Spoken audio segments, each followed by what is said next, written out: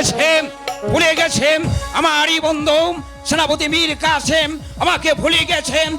এক সঙ্গে লেখাপড়া করেছেন আমারই বাল্যকালের বন্ধু, তার চাকরি হয়েছে রাজবাড়িতে, আমি হয়েছি সামান্য স্কুল মাস্টার।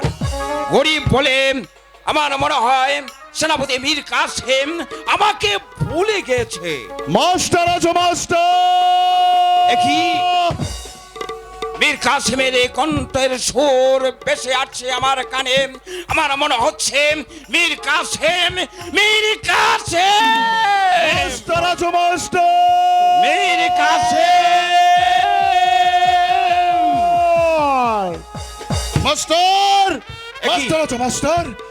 একই মীর কাসেম, কেমন আছো বন্ধু? আমি হ্যাঁ মীর কাসেম, আমি তো ভালো আছি বন্ধু। তুমি তুমি আমি- কেমন আছো? আমি ভালো আছি, কিন্তু মীর কাসেম তুমি আমার কাছে আসবে হাসি মুখে।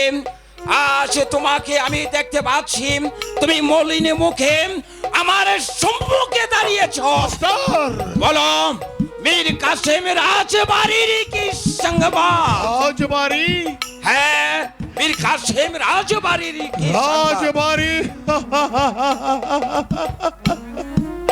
রাজবাড়ির সংবাদ শুনতে চাও বন্ধু? রাজবাড়ির রানী রাজলক্ষ্মী তোমাকে আমাকে এই পৃথিবীর সবাইকে ফাঁকি দিয়ে এই সুন্দর দরদাম ছেড়ে দূরে বহু দূরে চলে গেছে। এ কি বলছো মীর কাসেম? রাজবাড়িতে এমন একটা দুর্ঘটনা ঘটে গেল, তুমি আমাকে কেন সংবাদ দিলে না? না গরিব বলে তুমি আমাকে জানাওনি রাজবাড়ির সংবাদ শুভ রানী রাজলক্ষ্মী চিরদিনের জন্য স্বর্গে চলে গেছে। মাস্টার, বিশ্বাস করো বন্ধু, চেষ্টার কোনো প্রকার ত্রুটি আমি করিনি। তাই তো রানী রাজলক্ষ্মী মৃত্যুর পূর্ব মুহূর্তে রানী রাজলক্ষ্মীর দেওয়া কয়েকটি শর্ত, তার মধ্যে প্রথম শর্ত সে দেখো বন্ধু, মাতৃহারা দুটি সন্তান আপনার আনন্দ দুলালকে আমার হাতে তুলে দিয়ে বলেছিলে ওদেরকে লেখাপড়া শিখিয়ে একটা আদর্শবান মানুষ হিসেবে গড়ে তুলতে হবে। তাই তো মাতৃহারা দুটি সন্তানকে তোমার কাছে নিয়ে এসেছি। বলো বন্ধু, তুমি কি পারবে না ওদেরকে লেখাপড়া শেখাতে? অবশ্যই পারবো, কেন পারবো না? রানী রাজলক্ষ্মীর কাছে তুমি প্রতিজ্ঞা করেছ আপন দুলালকে সুশিক্ষায় শিক্ষিত করে একটা আদর্শবান মানুষ হিসাবে গড়ে তুলতে। আমি কেন পারবো না? আমি যে শিক্ষার কারিগর, ওই সন্তানটা আমার হাতে তুলে দাও, আমি কথা দিচ্ছি ওদেরকে লেখাপড়া শিক্ষা দিয়ে মানুষের মতো মানুষ করে গড়ে তুলবো। একেই তো বলো বন্ধু, তুমি আর আমি একসাথে শৈশবে বড় হয়েছি, ভাগ্যক্রমে তুমি হয়েছো শিক্ষাগুরু মাস্টার। রানী রাজলক্ষ্মীর দেওয়া নুন রুটি খেয়ে আমি হয়েছি ধর্মপুরের প্রধান সেনাপতি। তাই তো তুমি আমার বন্ধু বলে আজ তোমার কাছে রেখে যাচ্ছি মাতৃহারা দুটি সন্তান আপনার আনন্দ দুলাল। দাও বন্ধু, আপন দুলাল, এসো আজ থেকে তোরা তোদের গুরুদেবের কাছে যাবি, কেমন বাবা? এসো যা আপন বাবা। দুলাল। বাপি তুমি আমার কাছে থাকবে। আপন দুলাল, তোরা তোদের গুরুদেবকে প্রণাম করে নে। প্রণাম গুরুজি। ঠিক আছে, আমি তোমাদেরকে মন থেকে আশীর্বাদ করি তোমরা যেন দীর্ঘজীবী লাভ করো। আজ থেকে তোরা তোদের গুরুদেবের বাড়িতেই থাকবি, কেমন বাবা?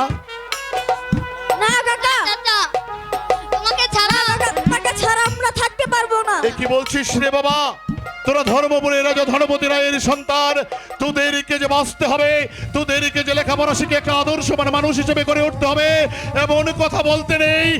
যা বাবা, আজ থেকে তোরা তোদের গুরুদেবের কাছেই থাকবি, যা বাবা। না কাকা। মাস্টার, মাস্টার, আজ থেকে তোমাকে রেখে যাচ্ছি মাতৃহারা দুটি সন্তানকে তোমার কাছে। মনে রেখো মাস্টার, ওদের জীবনে আর কোনোদিন বুড়ের পাখি গান গাইবে না। ওদের জীবন থেকে হারিয়ে গেছে পূর্বের সূর্য পশ্চিমে উদয়। মা নেই গৃহে যার, সংসার নাকি অরণ্য তার। দেখিলে মায়ের মুখ মুছে যাই সব দুঃখ, সব দুঃখই আমি তোমার কাছে রেখে গেলাম। তুমি ওদেরকে দেখে রেখো আছে বন্ধু। অবশ্যই দেখে রাখো। আমরা তোমাকে ছাড়া থাকতে পারবো না কাকা। এ কি বাবা, এমন কথা বলতে নেই। মাস্টার তোরা একটু দাঁড়া।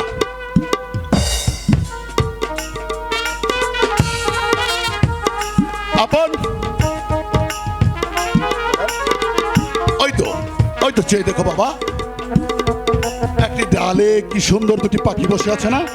দেখতে খুব সুন্দর দেখা যায়। দেখো বাবা, দেখো দেখো দেখো। আসি বন্ধু, বিদায় মাস্টার, বিদায়।